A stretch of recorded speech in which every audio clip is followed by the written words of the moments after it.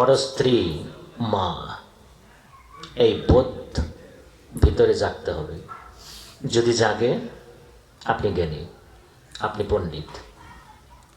পরের জিনিস রাস্তার ঢিলের মতো মনে হতে হবে, রাস্তার ঢিলের মতো মনে হবে।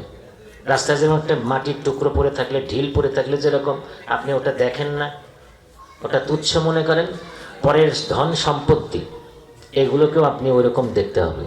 আপনি যদি দেখতে পারেন আপনি জ্ঞানী, আপনি পণ্ডিত। আর কি? আত্মবোধ সর্বভূতেষু। পৃথিবীতে এই মর্তধামে যত প্রাণী আছে, প্রাণ আছে, সব প্রাণ আর আপনার প্রাণ, ওদের আত্মা আর আপনার আত্মা একই আত্মা, একই আত্মা, একই আত্মা। এই বোধ যখন জাগবে আপনার, তখন আপনি জ্ঞানী, তখন আপনি জ্ঞানী। যদি এটি লালন করতে পারেন তখন আপনি জ্ঞানী, তখন আপনি পণ্ডিত।